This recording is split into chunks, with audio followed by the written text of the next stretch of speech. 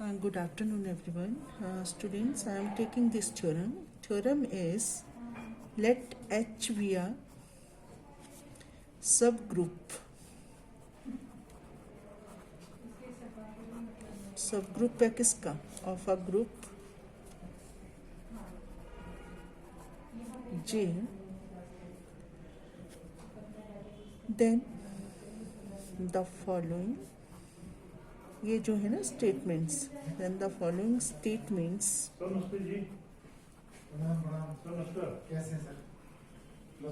I'm taking these statements.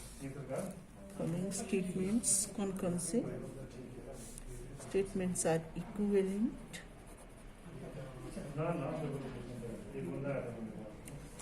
First one, condition जो है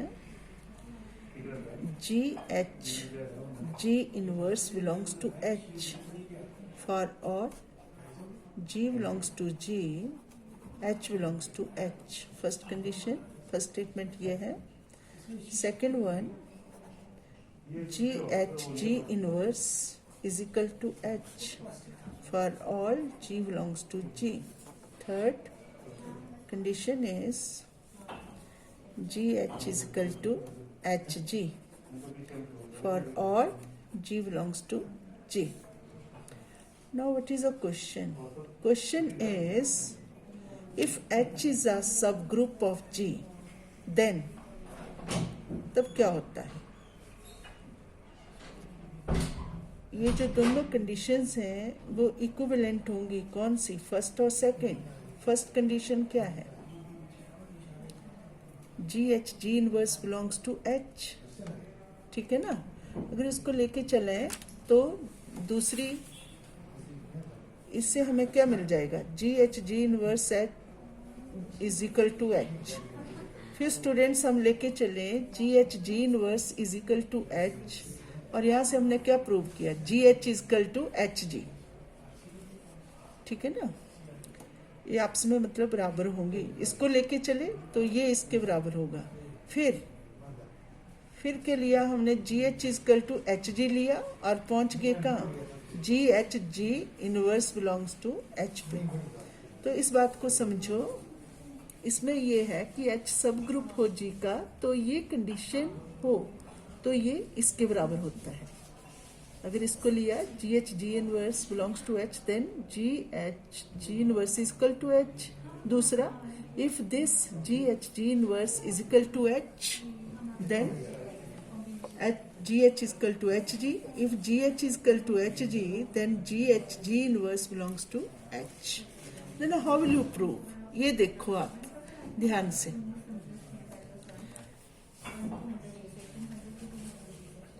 ये जो है first condition is implies second. कैसे ले लीजिए स्टूडेंट्स? मैं लेके चली, पहले ले ली कंडीशन. सिंस ये हमें दिया है, क्या दी है? GH inverse belongs to H for all G belongs to G, H belongs to H के लिए. ये तो है ही कि ये स्मॉल g एलिमेंट जो है, मतलब ये एलिमेंट जो है इस ग्रुप G को बिलोंग करेगा. H जो है वो सब ग्रुप को करेगा. ठीक है ना स्टूडेंट्स? मैं ये लेके चले हैं, हम यहाँ से यहाँ पहुँचना है. ठीक है? और let this GH inverse is equal to, इसके बराबर ले लिया हमने कोई H1 और फॉर सम दिस H1 हो चाहे H हो, किसको बिलोंग करेगा भाई? H वाले जो हैं सारे H को ही बिलोंग करेंगे. अगर ये H को बिलोंग कर रहा है, ठीक है, तो ये जो है हमारा, तो G इसकी जगह चाहे H हो, H भी H को कर रहा है तो आपका इस H की जगह ये कैपिटल H आ गया G इनवर्स, और इस H1 को ये H को बिलोंग कर रहा है, क्या हो गया? H हो गया. For all G belongs to G. ये क्लियर हो गया. तो यहाँ से हमें मिल गया, फर्स्ट कंडीशन से हमें सेकंड मिल गई. बिल्कुल सिंपल है ये तो दिखने में लग रहा है स्टूडेंट्स, है ना? हाँ, इसके लिए चाहे कर लो आप, कुछ भी ले लो, इसमें ले लिया ना हमने H1 यही ले लिया, कोई भी ले लो, मतलब ऐसे करके इसको लिख लिया हमने ऐसे। और दूसरी जो है सेकंड कंडीशन इम्प्लाइज थर्ड, तो हमने क्या लिया स्टूडेंट्स यहाँ, let G inverse is equal to H, ये लेके चले हम फॉर और G बिलोंग्स टू G। दिख रहा है ना, ये बिल्कुल आसान है ये।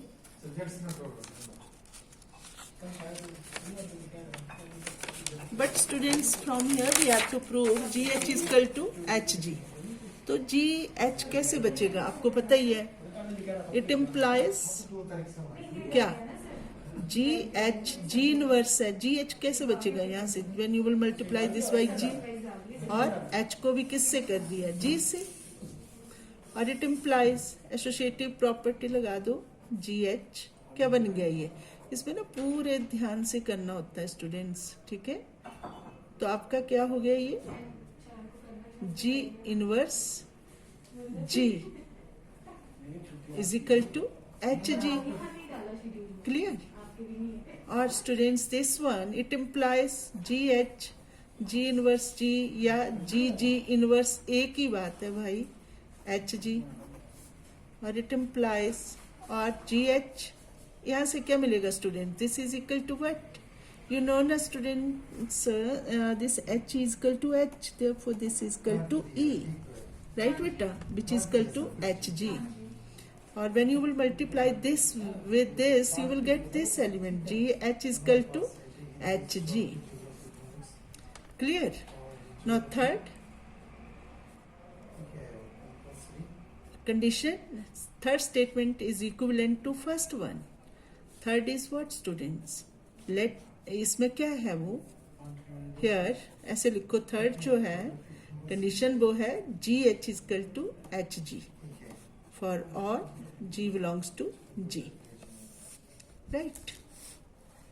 और यहाँ से हमें कहाँ पहुंचना है, we have to prove G, ये दिमाग में रखना होता है कि जाना कहाँ है, करना क्या चाहते हैं हम, हमें क्या चाहिए, यहाँ से कहाँ पहुंचना है, GH G इनवर्स पर। तो कैसे आएगा, it implies this GH, this capital H ना, ये तो सब ग्रुप है, और स्मॉल h क्या है, इसका एलिमेंट है, राइट। तो जो भी आपको H दिखे, H1 H2 सारे एलिमेंट्स जो हैं किसके हैं, सब ग्रुप H के हैं, राइट। और इट इम्प्लाइज, हमने लिया है पहले लेके चले हम, H1 बिलोंग्स टू H, तो therefore GH is equal to, यहीं से right, H1G for some H1 belongs to H, और इट इम्प्लाइज स्टूडेंट्स, ये जो आपका GH इस तरफ आ गया, क्या बन गया ये, G inverse H1 belongs to H, और this is equal to H1, और H1 belongs to H, it means this whole GH G inverse belongs to H। Hence हमने क्या प्रूव किया स्टूडेंट्स, यहाँ से first statement equivalent to second, this is equal to what, third, और third जो है वो किसके बराबर है, फर्स्ट के, क्लियर किया ना हमने, क्या किया, हम लेके चले स्टूडेंट्स, H जो है वो सब ग्रुप ऑफ G है, और फिर इसमें एक कंडीशन थी कि GH G inverse belongs to H, तो वहां से हमें क्या आ जाता है, जब बिलोंग करता है H को तो वो बराबर भी होता है H के, फिर वो H के बराबर होता है, तो वहां से हमें क्या मिलता है, GH इक्वल टू HG। देखना होता है कि इसमें क्या पूछा है और कहाँ पहुंचना है, तो उसके अकॉर्डिंगली करते जाते, ऐसे याद करोगे रट्टे मारोगे तो नहीं होगा, राइट। फिर थर्ड से हमें फर्स्ट कंडीशन पे पहुंचना है, पूछा क्या गया है उस पे जाते हैं, और उसके अकॉर्डिंगली हम करते जाते हैं, और वेरी इजी बेटा, बहुत आसान है वैसे तो, पर इसमें स्टार्टिंग का सारा क्लियर होना चाहिए, तभी पता लगेगा क्या लिख रही हूँ। अगर पिछला लेक्चर नहीं लगाया होगा तो फिर देखते रहो इसको, कितना को बताना है। ये तो बैटरी लो हो गई। ओके बेटा, इसको कम से कम 3 बार करो इस थ्योरम को, तब आएगी। ऐसे नहीं पल्ले पड़ेगी भाई, नहीं लगेगा पता मैडम से पूछ लेना, ठीक है। Okay bye.